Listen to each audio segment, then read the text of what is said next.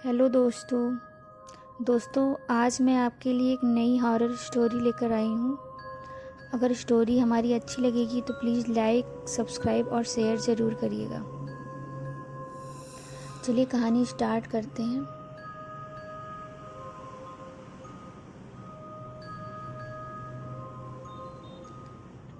पीयूष जब 3 साल का था तो उसकी माँ की अचानक मौत हो गई थी। तब से उसके पिताजी शिव ने उसे बड़े लाड प्यार से पाला था। उसके प्यार में कभी कोई कमी न रहे, इसलिए शिव ने कभी दूसरी शादी नहीं की थी। शिव एक फॉरेस्ट ऑफिसर था। उसे सरकार से सब कुछ मिलता था, गाड़ी, बंगला, पैसा और इसी के साथ एक और चीज़ भी मिलती थी, सरकारी ऑर्डर। साल के पहले दिन 1 जनवरी को शिव को ईमेल मिला कि उसका तबादला देवगढ़ में किया गया है। उसी रात को उसे देवगढ़ के लिए रवाना होना था। शिव ने बड़ी मिन्नतें करके अपने बेटे पीयूष को नई जगह शिफ्ट होने के लिए मना दिया था। वह दोनों सुबह 10:30 बजे देवगढ़ पहुँचे। देवगढ़ पहुँचने के बाद वहाँ का मनमोहक नज़ारा देखकर खुशी से चिल्लाते हुए पीयूष यहाँ वहाँ भागने लगा, क्योंकि वहाँ बच्चों के खेलने के लिए एक बड़ा पार्क था जिसमें बहुत सारे झूले, फिसलपट्टी, स्विमिंग पूल और बहुत कुछ था। पीयूष को खुश देखकर शिव के नए सेक्रेटरी श्याम के मुंह से निकल गया, आपसे पहले वाले एक अफसर ने यह पार्क उनके बच्चों के लिए बनवाया था। उनकी इस बात पर बंगले में खड़े दूसरे बड़े अफसर ने श्याम को चुप रहने का इशारा किया, लेकिन यह सुनकर शिव के मुंह से निकल ही गया जिसे वह अफसर सुनना नहीं चाहता था।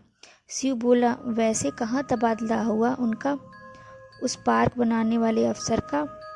तभी अचानक पीयूष और पैर फिसलकर स्विमिंग पूल में गिर पड़ा। उसे बचाने के लिए शिव बिजली की रफ्तार से दौड़ा और किसी धनुष से निकले तीर की तरह पानी में कूद गया और उसने कुछ ही सेकंड में पीयूष को पानी से बाहर निकाल लिया। उस वक्त दूसरा बड़ा अफसर इस बात का शुक्र मना रहा था कि शिव ने अपने पूछे हुए सवाल का जवाब वापस नहीं मांगा। शिव ने पीयूष को बंगले में ले जाकर बेड पे लिटा दिया। कुछ समय आराम करने के बाद पीयूष फिर से उछल कूद करने लगा। सेक्रेटरी ने शिव को उसकी जिम्मेदारी समझा दी थी। शिव की हद में 100 एकड़ का जंगल था और उनका सरकारी बंगला उसी जंगल सीमा पर बनाया गया था। शिव ने गार्ड्स को बुलाया और जंगल का राउंड मारने के लिए बोला। गाड़ी निकालने का आदेश दिया। जाते जाते उसने सोचा कि क्यों न पीयूष को भी जंगल दिखा ले आऊं। कोई खरगोश या हिरन दिख गया तो खुश हो जाएगा बच्चा। इस तरह से उसने पीयूष को भी अपने साथ में ले लिया। गाड़ी में शिव ने श्याम और वहाँ के पुराने गार्ड के चेहरे पर डर पहचान लिया था। फिर शिव ने यह सवाल पूछ लिया जो कुछ समय पहले टल गया था। उसने पूछा, श्याम वो पुराने अफसर का तबादला कहाँ हुआ था? ये तो तुमने बताया ही नहीं, और वह बड़े साहब उस बात को टाल क्यों रहे थे? श्याम ने कहा, कुछ ठीक से पता नहीं, ऐसा जवाब दिया। पर इस बात से शिव सहमत नहीं था। फिर थोड़ा दबाव डालने पर सेक्रेटरी ने सब कुछ बताना शुरू कर दिया। उस पार्क बनाने वाले अफसर का नाम जॉन डिसूजा था। उसे तंत्र मंत्र सिद्धियों का काफ़ी ज्ञान था। उसका कहना था कि तंत्र मंत्र सिद्धियों से इंसान अमर भी हो सकता है। उसके पास जादू टोना की किताब का भंडार था जो उन्हें रात भर पढ़ता रहता था। इसी पागलपन में उसकी मौत एक रहस्यमय और खौफनाक तरीके से हो गई, जिसमें उसके परिवार को भी दर्दनाक मौत मिली। जॉन ने सबसे पहले अपनी खुद की बच्ची को पूल में डुबा के मार दिया। उसके बाद उसने अपने दोनों बेटे को कुल्हाड़ी से टुकड़े कर दिए। फिर बीबी पर मिट्टी का तेल डालकर जला दिया और पूरे परिवार की बलि देने के बाद आखिर में खुद बंगले के सामने पेड़ पर फांसी लगा ली। ये सब उसने मध्य रात्रि के वक्त किया था। एक गार्ड ने उसे रोकने की कोशिश की थी, पर जॉन ने उसका भी पेट चीरकर अतड़ियाँ बाहर निकाल दी। जब हम सुबह वहाँ पहुँचे तब उसकी बेटी की लाश पुल में सफ़ेद होकर तैर रही थी। उसके नज़दीक ही उसके बेटों के काटे हुए हाथ, पैर और सिर के टुकड़े पड़े थे। उसकी बीवी की जली हुई लाश आंगन में पड़ी थी और जॉन की लाश पेड़ पर लटक रही थी। और बहुत ही डरावना नज़ारा था उस समय का। बाद में उसके परिवार समेत उसे भी सरकार ने जंगल के बीचों बीच तालाब के पास दफना दिया था। शिव ने सवाल किया कि यह शव होने तक बंगले के बाकी नौकर चाकर क्या कर रहे थे। सेक्रेटरी श्याम बोला, उसने डरावना पागलपन योजनाबद्ध तरीके से किया था। उस रात उसने सभी नौकरों को कुछ पैसे देकर अगली सुबह 12 बजे तक छुट्टी दे दी थी, पर सरकारी आदेश के अनुसार 2 गार्ड बंगले पर ही रुके थे। एक को तो उसने भयंकर मौत दे दी थी, पर दूसरा कुछ ऐसी डरावनी चीज़ देखकर भाग गया था। वह हमेशा के लिए पागल हो गया है। हमने उसे उस जंगल में ही पकड़ा था। अब वह सरकारी मेंटल हॉस्पिटल में है। उस पर उपचार चल रहे हैं। वह बार बार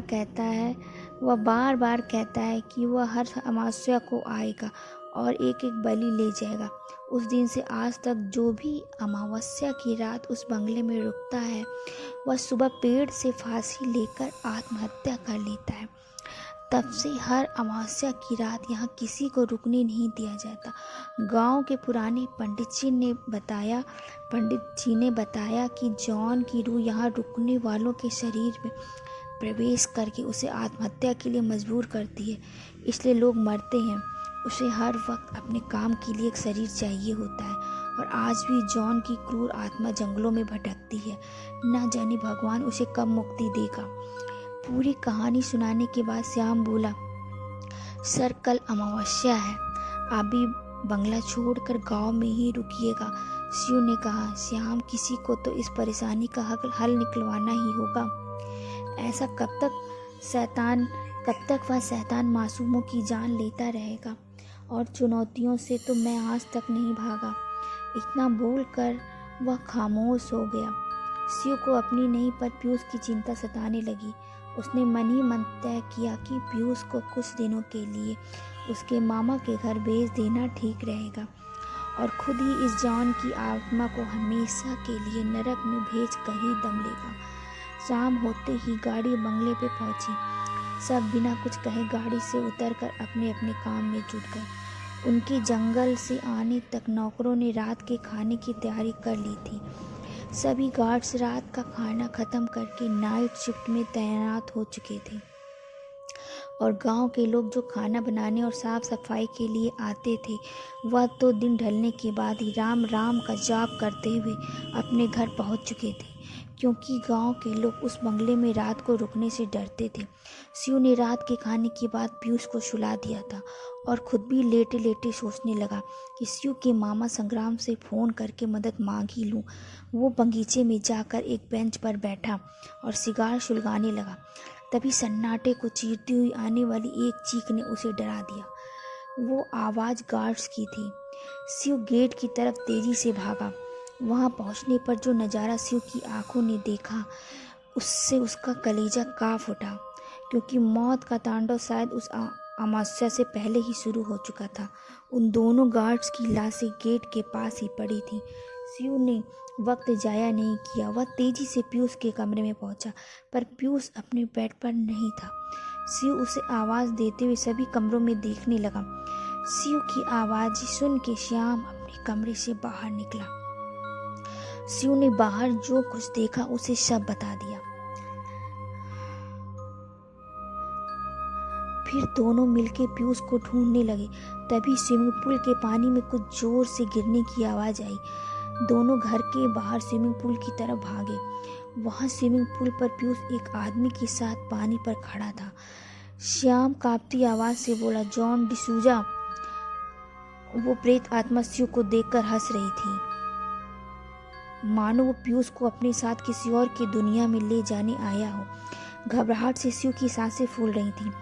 उसी वक्त वह जोर से चिल्लाया और उठ के अपने बेड पर बैठ गया, क्योंकि वह सिर्फ एक बुरा सपना था। वह सपना देख रहा था और पियूष उसकी बगल में अपने टेडी बियर से लिपट कर सो रहा था। उसके बाद शिव ने संग्राम को फ़ोन करके कुछ देर बात कर ली। फ़ोन रखने से पहले संग्राम सिर्फ इतना ही बोला था कि मैं समय पर पहुंच जाऊंगा, क्योंकि दूसरे ही दिन अमावस्या थी। शिव पियूष के साथ ही हनुमान जी के मंदिर माथा टेक आया था और वहाँ के पुराने पंडित से बात पहचान भी कर ली थी। शिव ने एक रात के लिए पंडित जी के पास पियूष को रखने की मंजूरी ले ली। सुबह अपने कामों में लग गया। शाम होने के साथ ही सभी गांव के कर्मचारी डरते हुए अपने घर जा पहुंचे थे। शिव की हिम्मत देख के उसके साथ 2 गार्ड्स और सेक्रेटरी श्याम भी रुका हुआ था। शिव ने अपनी योजना बताना शुरू किया। शिव ने कहा, जॉन की रूह को अपने काम का अंजाम देने के लिए एक शरीर की आवश्यकता होती है। उसे हमें से किसी को मारने से पहले उसके शरीर में प्रवेश करना होगा। तो हम सबको बस कुछ उस देर के लिए उलझना है जिसके शरीर में जॉन की आत्मा होगी। उसे पकड़ कर या बांध कर रखना है। उसके बाद उसे हमेशा के लिए मुक्ति मिल जाएगी। ठीक रात के 12 बजे एक गार्ड ने श्याम का गला दबाने की कोशिश की। उसे काबू में रखने के लिए सबने उसे पकड़ कर रखा, पर उसमें इतनी ताकत आ गई थी कि उसने सबको दूर फेंक दिया। किसी तरह उसने दूसरे वाले गार्ड और श्याम ने उसे रस्सियों में फंसाकर कुछ समय के लिए काबू कर लिया था। तब तक शिव ने बंदूक की एक गोली आसमान में चलाकर किसी को सिग्नल दिया और कुछ ही मिनटों में रस्सियों में बंधा हुआ गार्ड ऐसी हरकतें करने लगा जैसे किसी ने उसको जला दिया हो। उस वक्त जंगल के बीचों बीच गांव के पंडित और संग्राम जॉन डिसूजा को उसके कब्र में ही जला रहे थे और कुछ समय बाद ही वह गार्ड नॉर्मल हो गया। बाद में शिव ने सबको समझाया कि काले जादू की किताब में एक रस्म है जिससे जॉन उस कब्र में रहते हुए भी वह जिंदा था। यहाँ उसकी आत्मा सिर्फ अपनी भूख मिटाने ही आती थी, जो कि किसी मासूम की जान लेकर ही मिटती थी। और उस किताब के अनुसार अगर मरने के बाद भी जॉन ने 100 इंसानों की बलि पूरी की होती तो वह अपने कब्र में जिंदा होकर हमेशा के लिए अमर हो जाता। इसलिए ये मायाजाल मैंने उसके लिए ही रचा था, ताकि वह कब्र छोड़कर यहाँ आए और वहाँ हमारे लोग उसकी लाश को कब्र में ही जला सके। श्याम ने पूछा कि आपको ये सब कैसे पता चला? शिव ने जवाब दिया, तुमने ही बताया था कि जॉन के पास जादू टोने की किताबों का भंडार है। वह भंडार मुझे रात को तहखाने में मिला। उसमें एक किताब में जादू से अमर होने की भी किताब थी और उस पर नाम लिखा था, जॉन डिसूजा। दोस्तों, आपको ये कहानी कैसे लगी मुझे कमेंट में बताइएगा, और अगर अच्छी लगी होगी तो प्लीज़ लाइक और सब्सक्राइब और शेयर ज़रूर करिएगा। धन्यवाद।